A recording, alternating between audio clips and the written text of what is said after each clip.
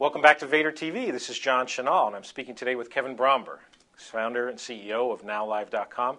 Kevin, you're down in LA. The writer strike is now into its second month. You guys have a show on NowLive.com, I think 3 times a week, where the striking writers are, giving their side of the story with the live text chat and call-in. From where you sit, is this thing ever going to get resolved, or are we going to come up with a very different model in Hollywood when it's all done? I mean, what do you think about that? Wow, it's I think stressful, for the writers. I mean, Right. We see them coming in every Monday, Wednesday, and Friday, and they're broadcasting live from the lines. So we have the main guys on camera, and then you've got 3 guys out on the street sometimes at the strike lines. And the mood initially was very upbeat, on the lines. Sure. Solidarity is strong. Solidarity is strong, but I think as it goes on, and as we just went through the holidays, No paychecks coming in. I mean, no paychecks coming in. I think that's it's starting to grate on them a little bit, and but I think there's hope in sight. I think it's just time, but I think that what they're fighting for and what they're standing up for, it makes sense. Right, they want a bigger piece of the digital pie. Just a piece of the pie. Right now, they don't have that, and I think it will get resolved. And I just think it's a matter of time. And I think when you throw the holidays in there, that just stalled things a bit. But now you're starting to see the repercussions with the Golden Globes. They've canceled. So now it's starting to make some real impact at the studio level. Right. So I think there's motivation on both sides, and they'll get it figured out.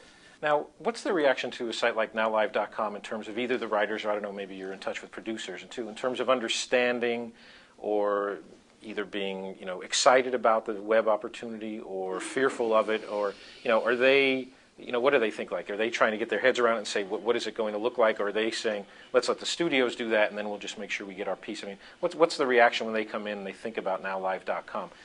New opportunity for revenue, or a bit of a threat to the model?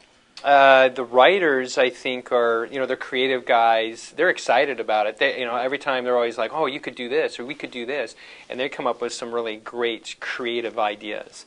So I don't see fear there. Actually, a lot of excitement, and I think these guys really kind of get it. I think there is a little bit more fear and unknown from the traditional media guys. There's a, what are we going to do? And when you look at traditional media over the course of time, there were just a few silos of where we can, where as us as consumers consumed it. It used to be print. That was it. Yeah. And then the 1900s rolled around. You had TV and radio. You had 3 places that you could consume. Then you enter into the internet age, and now where you can go and get that content, it's all over the place. Right. And so traditional media companies just trying to, I think, get their head around, hey, how do we make sure that we're still relevant moving forward into the future? Right. And I mean, the one thing the internet has done is really collapse those silos. I mean, because you've got producers of content now who, through NowLive.com and many other places, can get right in touch with an audience. They don't need some, production. They don't need distribution. Some of them don't. I mean, yeah. For bigger projects, they do. But do you hear when you talk to them, people trying to come up with new business models? I mean, sort of people thinking really creatively. As you said, the writers are a creative group of people. Yeah. Do you hear that, down in LA, in terms of people saying, we need to take advantage of this, basically? You hear it a little bit, but I think the majority of them are still kind of stuck in what world they are in, and they're trying to mesh the two of them together. They're trying to smash those two together, and I do think that's problematic, and that mindset will change. Before the interview, we talked a little bit about what I think is successful on the web versus what's successful in traditional media.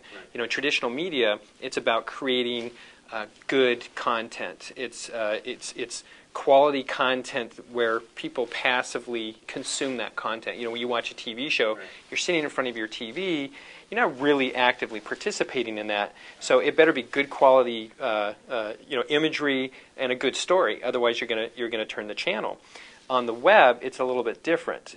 Most people have ADD when they're on the web. Right. You even at your work, you're sitting here typing away. You go over to the web. You take a bite out of it. Right. For maybe 2 or 3 minutes. You look at a funny video that somebody sent you, or you go over here and you get your information at wherever you've gone to, Yahoo or Google. Right.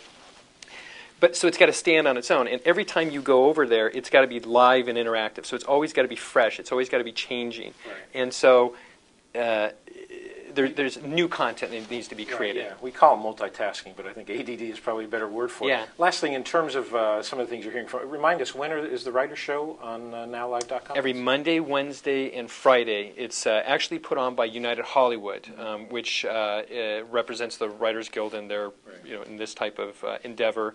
Every Monday, Wednesday, Friday, 12 noon Pacific time. And it's a great show. It's a great show because they get great guests. Like they had Sarah Silverman calling in. Okay. They had Apatow. There's some names that I don't even know of guys who the writers all know. Like the guy who wrote The Empire Strikes Back and that kind of thing. I mean, some really big names have called in and participated, or that you can see actually on the strike line, and it's a pretty neat show. Well, one last thing I just want to ask you about, which is how do the writers feel about YouTube? I mean, you mentioned before that there is an interactive component there. Is that part of the piece that they see as a new opportunity, or are people saying, we hope Viacom, sues, the hell out of Google, so protect our royalties, they get money, we get money, or do people really see it as an opportunity? I think the writers just see opportunity. I think they see this is where it's headed, and yes, maybe the revenue's not there right now for the media companies, but it's going to be there.